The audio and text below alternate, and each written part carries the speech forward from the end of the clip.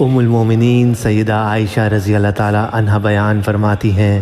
کہ رسول اللہ صلی اللہ علیہ وآلہ وسلم لوگوں کو ایسے عمل کا حکم دیتے تھے جس کی بجا آوری کی لوگوں میں طاقت ہوتی۔ ایک بار صحابہ رضی اللہ تعالیٰ عنہ نے عرض کیا کہ یا رسول اللہ، ہم لوگ تو آپ جیسے نہیں ہیں، آپ تو معصوم ہیں اور آپ کو اللہ نے اگلی پچھلی لغزشوں سے محفوظ رکھا ہے، اس لیے ہمیں اپنے سے زیادہ عبادت کرنے کا حکم فرمائیے۔ یہ سن کر آپ صلی اللہ علیہ وآلہ وسلم ناراض ہوئے،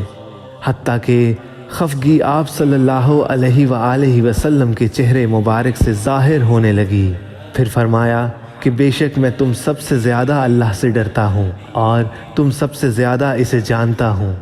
بس تم مجھ سے بڑھ کر عبادت نہیں کر سکتے۔